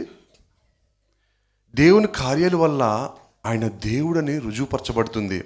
ఇప్పుడు చాలామంది ఆత్మీయంగా ఉన్న మన జీవితాల్లో ఇదే కార్యం, దేవుని కార్యం, దేవుని నుండి మనల్ని దూరపరిచేటువంటి పరిస్థితులు కూడా జరుగుతావేమో. వచ్చిన సందర్భాన్ని చెప్పాలని ఆశపడుతున్నాను. ఒక యజమానుడు తన దగ్గర పనిచేస్తున్నటువంటి ఆ నమ్మకత్వం పనిచేస్తున్న తన పనిని చూసి ఆయన మంచి సైకిల్ కొనిచ్చాడంట. చాలా కాలం క్రితం ఎవరికీ సైకిల్ లేదు, ఆ దూర ప్రాంతం నుంచి వస్తున్నాడు, నమ్మకంగా పనిచేస్తున్నాడని సైకిల్ కొనిస్తే అతడు రోజుకి 3-4 సార్లు సైకిల్ తుడుచుకుంటూ ఆ పని పట్ల కొంచెం కాన్సన్ట్రేషన్ తగ్గించి ఆ సైకిల్ పట్ల కాన్సన్ట్రేషన్ పెంచాడు. యజమాని చెప్పాడు, బాయ్ అది కాదు, ఈ పని చేయవా అంటే, అయ్యా ఇది తుప్పు పట్టుకుపోతుంది, అయ్యగారు చెప్పారు ఈ ఉపమానాన్ని మీరు చాలామంది వినే ఉంటారు. కొంతకాలానికి శ్రద్ధ ఎక్కువైపోయింది సైకిల్ పట్ల. ఎవ్వరికి లేదు, నీ ఒక్కడికి ఉందని చుట్టుపక్కల వారు అంటూ ఉంటే అతనికి గర్వం వచ్చింది. యజమానుని అలక్ష్యం చేశాడు. యజమానుడు అతని పనిలో నుంచి తీసివేశాడు. సైకిల్ ఉంది కదా అని వెళ్ళిపోయాడు అతను. బ్రదరా, ఆ కొంతకాలానికి సైకిల్ పోయింది. ఇప్పుడు యజమానుడు గొప్పవాడా, ఆ సైకిల్ గొప్పదా? యజమానుడు గొప్పవాడు. బ్రదరా, మన జీవితంలో దేవుడు అనేకమైన కార్యాలు చేస్తూ ఉంటాడు, కానీ ఆ కార్యాలు కాదు, మూలమైనటువంటిది దేవుని సన్నిధి. దేవుడు అబ్రహాము గారి జీవితంలో చాలా అద్భుత కార్యాలు దేవుడు చేస్తూ ఉన్నప్పటికీ కూడా దేవుడు పాదాల చెంత కూర్చొని ప్రార్థన చేస్తూ ఉండేవాడు. మొన్నటి దినాన నా సహోదరుడు మేకాన్నయ్య కారు కొనటానికి విజయవాడ వెళ్దాం రండయ్య, కొంచెం అమౌంట్ కట్టి బుక్ చేద్దాం చెప్పంటే, ఆ కారు యొక్క ఇన్స్ట్రక్షన్స్ గురించి నాకు చెప్పినప్పుడు చాలా సంతోషం అనిపించింది. పరిచర్యకు ఈ కారు చాలా ఉపయోగం ఉంటుందని చెప్పేసి, నాకు కారు తీసుకోవాలంది కానీ నాది సివిల్ లేదు కాబట్టి నాకు కారు లోన్ రాదు ప్రభా అని చెప్పి ప్రార్థన చేసుకున్నాను. అన్నయ్య వాళ్ళతో పాటు నేను అడ్వాన్స్ కట్టడానికి వెళ్ళాను. వెళ్ళినప్పుడు అక్కడ ఆ ప్రాసెసింగ్ అంతా అయిపోయింది, అడ్వాన్స్ కట్టేశారు. ఆ ఫైనాన్సర్తో ఒక మాట అన్నాను, నాకు కూడా తీసుకోవాలంది కానీ నాకు ఫైనాన్స్ రాదండి, నా భార్యకి అయితే ఐటీస్ ఉన్నాయి కానీ నేను షూరిటీ ఉండాలి కాబట్టి నాకు తీసుకోవాలన్నప్పటికీ కూడా తీసుకోలేని పరిస్థితిలో ఉన్నా అన్న. అతడు ఎమ్మటే పాన్ కార్డు ఆధార్ కార్డు పెట్టండి మీ వైఫ్తో అని చెప్తాంటే పెట్టేసాను. పిల్లరా, కట్టడానికి అడ్వాన్స్ కూడా లేవు నా దగ్గర. నా సహోదరుడు అన్నాడు, నేను అడ్వాన్స్ ఇస్తానండి, ఒకవేళ తీసుకోపోతే రీపేమెంట్ అయిపోతుంది కదా అని చెప్పి అన్నాడు. Okay fine, కట్టేసాము.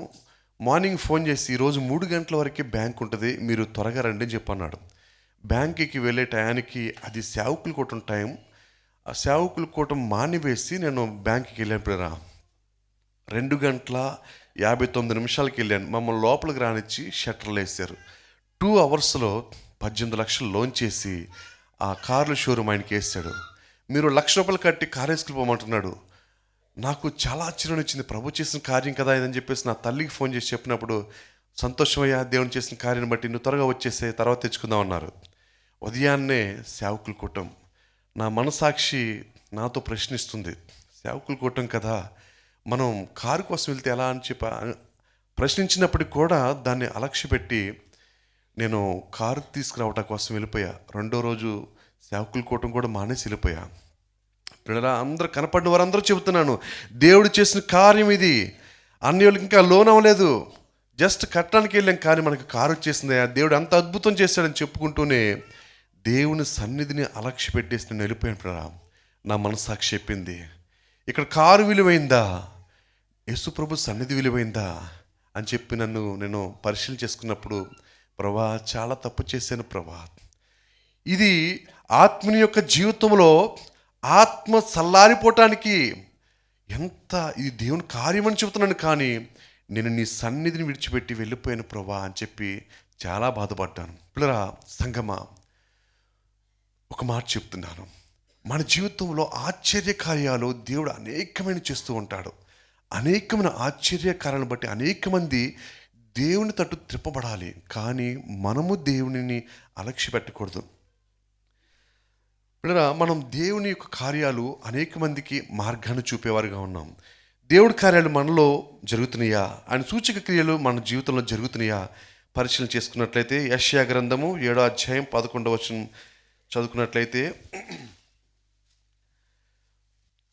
నీ దేవుడైన యెహోవా వలన ఒక సూచన అడుగుము, అది పాతాళమంత లోతైనను సరే, ఊర్ధ్వలోకమంత ఎత్తైనను సరే. ఆహాజు నేను అడగను, యెహోవాను శోధింపనని చెప్పగా అతడు ఇలాగు చెప్పాను, దావీదు వంశస్థులారా వినుడి. మనుషులను విసిగించుట చాలదనుకొని నా దేవుని కూడా విసిగింతురా. కాబట్టి ప్రభువు తానే ఒక సూచన మీకు చూపును. సంగమా, వాక్యాన్ని పరిశీలన చేసినట్లయితే నీ దేవుడైన యెహోవాను సూచన అడుగుము. అది పాతాళమంతా లోతైనను సరే, ఊర్ధ్వలోకమంతా ఎత్తైనను సరే. మనం అడుగుతున్నామా? క్రైస్తవునిగా క్రీస్తుని అంగీకరించిన మన జీవితంలో యేసు ప్రభు దేవుడని లోకాన్ని చూడటానికి, లోకం చూడటానికి అనేక కార్యాలు మన జీవితంలో జరగాలి. అయితే ఇలాగూ జరిగిపోతే సరిపోతుందిలే, ఈ నెలకి ఈఎంఐ కట్టలేదు ప్రభువా, నైనా సహాయం వచ్చేయి. ఇలాంటి చిన్న చిన్నవి కాదు. లోకం నమ్మాలంటే, అన్యజనులు నమ్మాలంటే మన జీవితంలో ఎలాంటి బలమైన కార్యాలు జరగాలి? ప్రార్థన చేయగా నాకు ఈ నెల ఈఎంఐ కట్ అయిపోయిందయ్యా, దేవుడు ఇచ్చాడు టయానికి, లేకపోతే ఈరోజు ఇచ్చిన కార్యం చేశాడు అని చెప్తే లోకం నమ్ముతుందా? ప్రతి ఒక్కరి జీవితంలో దేవుడు అద్భుతాలు చేస్తాడు. మనం ఎక్స్పెక్ట్ చేయలేని కార్యాలు చేస్తాడు. ఆయన సిద్ధంగా ఉన్నాడు. మన అడగకయే మనం పొందుకోలేకపోతున్నాం. కాబట్టి ఇక్కడ ఆహాజు నేను అడగను, యెహోవాను శోధింపనని చెప్పగా అతడు ఎలాగో చెప్పాను, దావీదు వంశస్థులారా వినుడి, మనుషులను విసిగించుట చాలదనుకొని నా దేవుని కూడా విసిగింతురా. కాబట్టి మనం అడగట్లేదు కాబట్టి ప్రభు తానే ఒక సూచన మీ పట్ల, ఏదో చిన్న చిన్న సూచక, మనం బలపడటానికి కోసం చిన్న చిన్న సూచక్రియలు దేవుడు చేస్తున్నాడు. సంగమా, నేను వయసు అయిపోయింది, నేను చిన్నవారిని, నేను ఆడ మనిషిని అనుకుంటున్నావేమో. లేదు, ప్రతి ఒక్కరి పట్ల దేవుడు అద్భుతాలు చేయాలని ఆశపడుతున్నాడు. ప్రాక్టీస్ చేయటమే, practice makes a man perfect అంట. ఇప్పుడు మనం ప్రాక్టీస్ చేస్తే సాధించలేనిది ఏది లేదు. ఒకానొక టైంలో దేవునికి మనకి మధ్యవర్తులు ఉన్నారు. ఇప్పుడైతే యేసు ప్రభు డైరెక్ట్ మన ప్రార్థన ఆయన వింటాడు. మనం లోకానికి ఉప్పై ఉన్నాం కాబట్టి బలమైన సూచక క్రియలు జరగాలి. యేసు ప్రభు దేవుడిని రుజువుపరచబడటానికి బలమైన సూచక క్రియలు జరగాలి. మొన్నటి దినాన ఒక ఆదివారం గుడివాడలో వాక్యం చెప్పి నాగాల్యాండ్కు చూసుకుని బిడరా నిజామాపట్నం వెళ్ళాను. నేను ఎక్కడికి వెళ్ళినా ఎవరికి వస్తున్నానని చెప్పను. ప్రతి ఒక్క సేవకుడు సంఘంలో ఏ టైమింగ్స్లో ప్రార్థన జరుగుతుందో నేను రాసుకున్న డైరీలో ఉంటుంది బిడరా. సైలెంట్గా ఆ టైంకి వెళ్ళేప్పటికీ ఆ సేవకుని భార్య రోడ్డు మీద నిలబడి ఉన్నారు. నేను వెళ్ళి అక్కడ ఆగేపాటికి నన్ను చూసి ఆ సేవకుడు ఆశ్చర్యపడిపోయి అన్నయ్య రండి అని చెప్పి లోపల తీసుకెళ్ళి దేవుడే తీసుకొచ్చాడు, మనం వెళ్దాం ఒక చోట ప్రార్థన చేయాలంటే నేను అన్నాను, అయ్యా నేను వాక్యం చెప్తాను కానీ నేను ఎవరికి ప్రార్థన చేయనయ్యా అని చెప్పి అతనితో, లేదన్నయ్యా దేవుడు మిమ్మల్ని తీసుకొచ్చాడు, మీరు రావాలంటున్నాడు. అసలు ఏంటి పరిస్థితి ఏంటయ్యా అంటే, అతడు ఉన్నది ఒక హరిజన వాడలో ఉన్నాడు. వారి మధ్య పరిచర్య కోసం వెళ్ళాడు. ప్రభు వెళ్ళమంటేనే వెళ్ళాడు. ఎంత ఉపవాసం ఉండి ప్రార్థన చేసినా హృదయాలు ఎవ్వరు పట్టబడట్లేదంట. ఎంత ఏడ్చి ప్రార్థన చేసినా ఎవ్వరు లక్ష్య పెట్టట్లేదంట. నిరుత్సాహం వచ్చేసింది. నాయనా ఇంతకాలం అయిపోయింది ప్రభువా, సువార్త నిమిత్తం ఇక్కడికి వచ్చిన ఒక్క విశ్వాసి కూడా మారుమనసు పొందుతున్నారు కానీ మరలా లోకం జారిపోతున్నారు అని చెప్పి ఏడ్చి భార్యాభర్తలు ఇద్దరు ఉపవాసం ఉండి ప్రార్థన చేసుకుంటూ అతడు ఆ పోర్ట్ ఏరియాకి వెళ్ళి ప్రార్థన చేసుకుంటున్నప్పుడు ప్రభు మాట్లాడుతున్నాడంట, పలానా ఊరెళ్ళయ్యా, అక్కడ ఎవ్వరు ఉన్నవారు బాగా ఆస్తిపరులు ఎవరో అడుగు, వారికి వెళ్ళి సువార్త చెప్పు అని చెప్పినప్పుడు, నాయనా పేదవారి మధ్య సువార్త నన్ను వింటలేదు కదా, ఉన్నవారు ఎలా వింటారు నాయనా అంటే, నేను చెప్పానని చెప్పు, నేను పంపించానని చెప్పు అని చెప్పినారంట. చెప్పినప్పుడు నాయనా భయముతో దేవుని అడుగుతున్నప్పుడు చెప్పాడంట, నేను రమ్మంటే వచ్చానని చెప్పోయా అని చెప్పినప్పుడు వణుకుతూ భయముతో లేచి బండి వేసుకుని బ్రరా ఆ పలానా ఊరెళ్ళారు. అయ్యా ఇక్కడ బాగా ఎవరు ఉన్నవాళ్ళంటే చెప్పారంట, అయ్యా ఆ ఊర్లో పెద్దవాళ్ళు అంటే వాళ్ళే, ఈ ఊరికి పెద్దలు వాళ్ళే, ఒక 200 ఎకరాల చెరువులు సొంత చెరువులు ఉన్నాయా ఆయన అని చెప్పినప్పుడు అక్కడికి వెళ్ళి నిలబడ్డాడంట. ఆ ఇంటికి వెళ్ళి ఎందుకు వచ్చావు, ఏంటి వచ్చావనంట, ప్రభు వెళ్ళమంటే వచ్చానడంట. అధికారపూర్వకంగా ప్రభు వెళ్ళమంటే వచ్చానని చెప్పాడట. యేసు ప్రభు ఏ దేవుడు అంటే యేసు ప్రభు అని చెప్పాడంట. నువ్వు ముందు బయటికి వెళ్ళానంట. లేదు, ప్రభు నన్ను ఇక్కడ వెళ్ళమంటే వచ్చానయా, నేను ఊరికి రాలేదు, ప్రభు వెళ్ళమంటే వచ్చాను అంటే అతడు ఆ ధైర్యాన్ని చూసి నిజంగా ప్రభు వెళ్ళమన్నాడా, అవును యేసు ప్రభు ఇక్కడ వెళ్ళమంటే వచ్చానని చెప్పినప్పుడు దా వచ్చి కూర్చొని చెప్పాడంట. అందరిని పంపించేశాడు. ప్రభు వెళ్ళమంటే వచ్చావయ్యా? అవునండి, యేసు ప్రభు ఇక్కడికి వెళ్ళమంటే నేను వచ్చాను అని చెప్పినప్పుడు, అయ్యా నా కొడుక్కి క్యాన్సర్ వచ్చింది, పేగులన్నీ పుల్లబడిపోయాయి, అన్ని డాక్టర్స్ తిరిగేసాము, అన్ని గుళ్ళు దగ్గరికి తిరిగేసాము, నా కొడుకు చనిపోతాడని చెప్పారు. నా కొడుకుని రక్షించే వాళ్ళు ఎవ్వరు లేరయ్యా. యేసు ప్రభు వెళ్ళమని చెప్పి ఎంత ధైర్యంగా చెప్పేపాడికి నాకు చాలా ఆశ్చర్యం ఉంది. నీ దేవుడు రక్షిస్తాడా అని చెప్పి అడిగాడట. అవునండి, నువ్వే స్థితిలో ఉన్నావో నాకు తెలీదు, నువ్వే పరిస్థితిలో ఉన్నావో నాకు తెలీదు, యేసు ప్రభు వెళ్ళమంటే వచ్చాను, యేసు ప్రభు రక్షించుకుంటా నిమిత్తమే నన్ను పంపించాడు మీ దగ్గరికి అన్నప్పుడు, అయితే నేను ఏం చేయాలని అడిగాడట.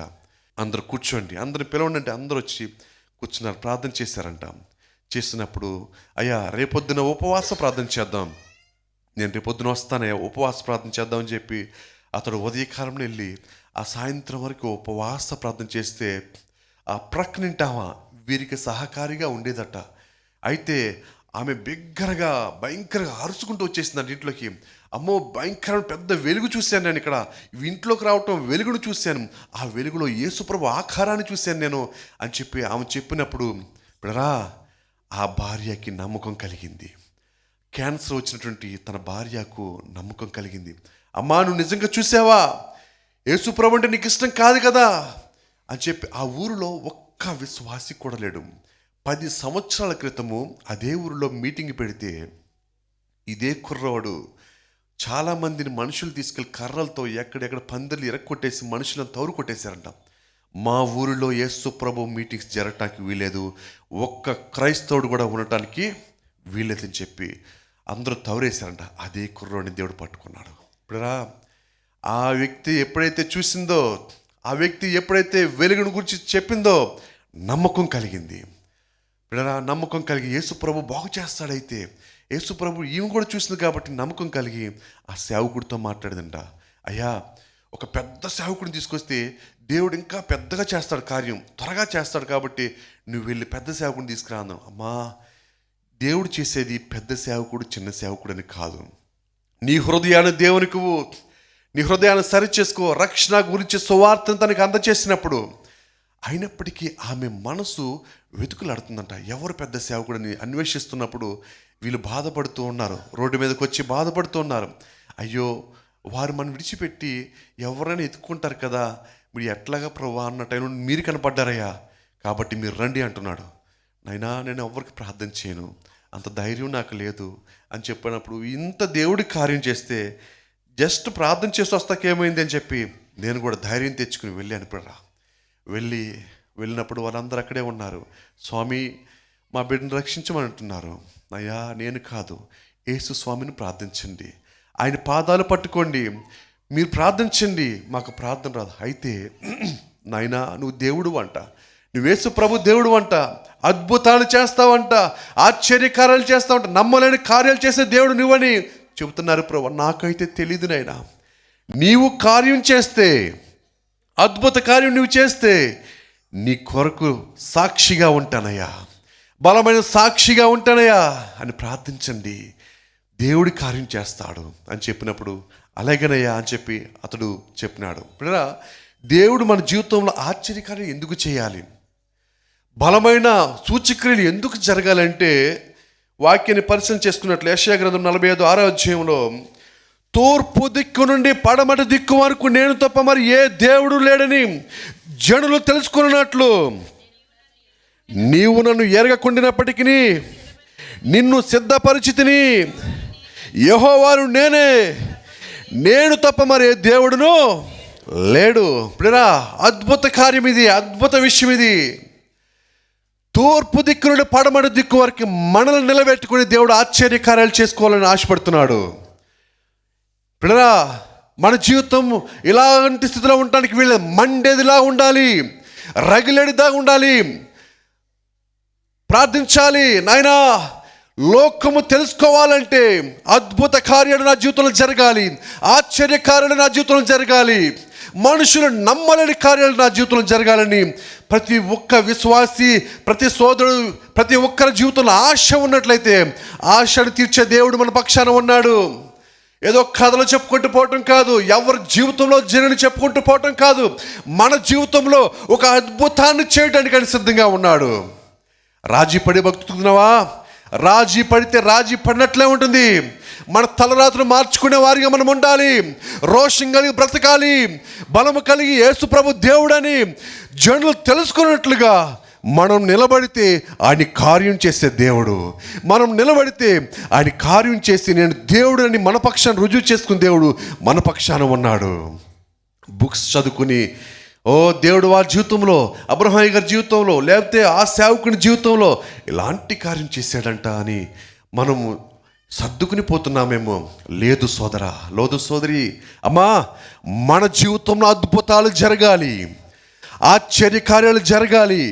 దేవుడు ఉన్నాడని మన తోటివారు, మన చుట్టుప్రక్కల వారు తెలుసుకోవాలంటే బలమైన కార్యాలు జరగాలి. బలమైన కార్యాలు జరగాలంటే నియమం కలిగి బ్రతకాలి. నియమం కలిగి బ్రతకాలి. మనం నిలబడదామా? దేవుడు మన పక్షాన కార్యాలు చేయాలంటే, అద్భుతాలు చేయాలంటే ఆశ మనకుందా? మీకుందా ఆశ? ఏమా, మీకు ఆశ ఉందా? దేవుడు ఆశ్చర్యకార్యాలు చేస్తాడు నీ పక్షాన. ఎవరు నమ్మలేని కార్యాలు చేస్తాడు. లోకం నమ్మలేని కార్యాలు నీ పక్షాన జరుగుతాయి. నువ్వు సిద్ధంగా ఉన్నావా? ఏమా, సిద్ధంగా ఉన్నారా? అయితే లేచి నిలబడని ప్రార్థన చేసుకుందాం. యేసయ్యా, నా జీవితంలో అద్భుతాన్ని చేయండి ప్రభువా, ఆశ్చర్య కార్యాన్ని చేయండి నైనా. నైనా, నువ్వు నిజమైన దేవుడు కదా. ఇది కథ కాదు, కల్పితాలు కాదు, అయ్యా మాటలు కాదు. నువ్వు నిజమైన దేవుడు అని రుజువు కావాలి ప్రభువా. మీరే సహాయం వచ్చేయండి నైనా. ఈ దినాన తీర్మానం చేసుకుంటున్నాను ప్రభా. నైనా, నీవు దేవుడు అని జనులు తెలుసుకున్నట్టుగా నా జీవితంలో అద్భుతాలు జరగాలి. మీరే సహాయం చేయండి ప్రభువా. అయ్యా, సహాయం చేయండి నాయనా. పోయాడు, పనిలోంచి తీసివేస్తాడంట. అయ్యో, ఒంటరివాడిగా మిగిలిపోయాడు. సహోదరుడా, నీకు గొప్ప రక్షణ ఇచ్చాడు ఆయన. ఆ రక్షణ నువ్వేం చేస్తున్నావు? అయ్యో, త్రోసి వేస్తా ఉన్నావేమో సహోదరుడా, త్రోసి వేస్తా ఉన్నావేమో సహోదరు. ప్రార్థన చేసుకున్నావమ్మా. అవును ప్రభా, నువ్వు ఇచ్చిన రక్షణ పోగొట్టుకుంటున్నానయ్యా. నువ్వు నా జీవితంలో కార్యాలు చేస్తున్నావు, కానీ ఆ కార్యాలు బట్టి నేను మీకు దూరం అయిపోతున్నానయ్యా. ప్రభా, నన్ను క్షమించండి అయ్యా. నాలో మార్పు లేదు నాయన, నాలో స్థిరమైన మార్పు లేదయ్యా. ప్రభా, నాకు స్థిరమైన మనసు కావాలి. నిజమైన మార్పు నాకు కావాలి నాయనా. నిజమైన మార్పు నాకు కావాలి ప్రభా. బలంగా నేను మీరు ఎదగాలయ్యా. మీకోసమే బ్రతకాలి నాయన, మీకోసమే జీవించాలి ప్రభా. నాకు నువ్వు కావాలి అటు ప్రార్థన చేసుకున్నామ్మా. మౌనంగా ఉండదు, ప్రార్థన చేయతాను. కన్నీరు విడువు, కన్నీరు విడిచి ప్రార్థన చేయమ్మా. నువ్వు దేవుడి కోసం నిలబడగలవా? అనేక స్థితిలో పడిపోతా ఉన్నావు, నిలబడగలవా? ప్రార్థన చేసుకుందాం. నిలబడలేకపోతున్నానయ్యా. నిలబడే శక్తి నాకు కావాలి. నిలబడే శక్తి నాకు కావాలి ప్రభువా. నిలబడే శక్తి నాకు కావాలి. నీవు తప్ప వేరొక దేవుడు లేడు. సర్వశక్తి గల దేవుడు నీవేనయ్యా. నీవు నాకుంటే చాలు. నీ కృప నాకు కావాలయ్యా. నీ దయ నాకు కావాలి ప్రభువా. ప్రభా, నీ మనసు కావాలయ్యా. నీ మనసు నాకు కావాలి. నేను మీలో బ్రతకాలి అయ్యా. భూమిని కదిలించే సాగుగా నన్ను చేయటయ్యా. భూమిని కదిలించేవారిగా మారాలి. మార్పు నాకు కావాలయ్యా. దేశాన్ని కదిలించాలయ్యా. నా రక్షణ అనేకులు నేను చెప్పాలి నాయన. అనేకులు నేను మీ వైపు చెప్పాలి ప్రభువా. దేవా, నాకు సహాయం చేయండి నాయన. అయ్యో, నాకు సహాయం చేయండి ప్రభువా. అనేక పరిస్థితులు బట్టి నిలబడలేకపోతా ఉన్నారు. నా అవసరాలను బట్టి నిలబడలేకపోతున్నారయ్యా. చెయ్యమ్మా, చెయ్యమ్మా, కన్నీరు విడువు. సహోదరుడు, నిర్లక్ష్యంగా ఉండద్దయ్యా. నిర్లక్ష్యంగా ఉండద్దమ్మా. ప్రార్థన చేయమ్మా. ప్రభువా, నాకు నీవు కావాలయ్యా. నీ కార్యాలే చూడాలి ప్రభువా. బలమైన సూచక క్రియలే చూడాలి నాయన. ఇదిగో నేను ఒక సూచన అడుగుతున్నానని ప్రభువా. మీ బైబిల్ సెలవిస్తూ ఉంది నాయన. నేను బలమైన సూచక కార్యాలు చూడాలి. అబ్రహాం గారి జీవితంలో ప్రభువా చనిపోయిన వాళ్ళు ఇచ్చారంట నాయన. అనేక కార్యాలు చేసిన దేవుడు ప్రభువా. నా జీవితంలో కూడా చేయడానికి ఆశపడుతున్నావు ప్రభువా. నేనే కానీ నిలబడలేకపోతున్నానయ్యా. తొట్టిల్లు పోతున్నానయ్యా. రక్షణ పోగొట్టుకున్నానయ్యా. దూరం అయిపోతున్నాను ప్రభువా. దూరం అయిపోయానయ్యా. లోకాశల్లో కలిసిపోయాను. యేసు, చేయమ్మా, చేయమ్మా, ప్రార్థన చేయమ్మా. కన్నీళ్ళు విడు. ఏ స్థితిలో పడిపోతున్నావో దేవుడు చెప్పమ్మా. ఏ స్థితిలో పడిపోతున్నావో దేవుడు చెప్పు. ప్రేంగల్ ప్రభా, దగల స్వామి, మీ ఘనమైన నామమును బట్టి వందనాలు, స్తుతులు నాయన.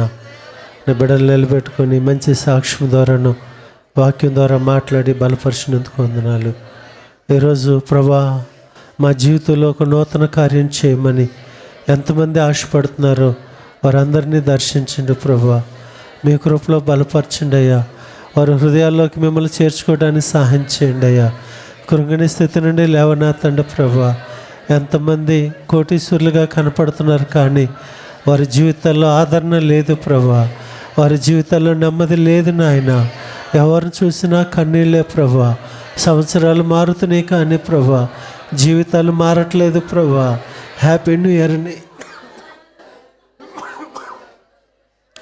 ఇయర్ అని చెప్పుకుంటున్నాం కానీ నిజమైన సంతోషం లేదు ప్రభా. ఇంట్లో మనస్పర్ధలు అయ్యా పైకి బాగానే కనపడుతున్నట్టు కనపడవచ్చు కానీ హృదయంలో వేదన, మానని బాధలు, అయ్యా అసమాధానం, అశాంతి నా ప్రభా. వీటన్నిటి కారణం పాపమే నాయన. ప్రతి పాపాన్ని ఈరోజు మీ సన్నిధిలో విడిచిపెట్టుడు సహాయం చేయండి. విశ్వాసంతో జీవించుడు సహాయం చేయండి ప్రభా. బిడ్డలందరికీ ఒక నూతన జీవితాన్ని మీరు దయచేయండి. నిజమైనటువంటి హ్యాపీ న్యూ ఇయర్, నిజమైనటువంటి సంతోషకరమైన సంవత్సర జీవితము బిడ్డలకు దయచేయండి ప్రభా. మీ కృపలో బిడ్డలందరినీ బలపరచండి. ఒక నూతన కార్యాన్ని జరిగించండి. ఆశ్చర్య కార్యాలు జరిగించండి. ప్రతి కుటుంబాన్ని కట్టండి. మీ సమాధానం బిడ్డలందరికీ దయచేయమని, నిజంగా ఈ సంవత్సరం మాకు సంతోషకరమైన సంవత్సరముగా చేయమని యేసు నామములో ప్రార్థిస్తున్నాను మా తండ్రి. ఆమేన్. మన తండ్రి అయిన దేవుని యొక్క ప్రేమ, కుమారుడైన యేసుక్రీస్తు వారి యొక్క కృప, పరిశుద్ధాత్మిక సహవాసము సదాకాలం మనందరికీ తోడేను గాక. ఆమేన్, ఆమేన్, ఆమేన్. అందరికీ హృదయపూర్వక వందనాలు. మీ అందరికీ వందనాలండి.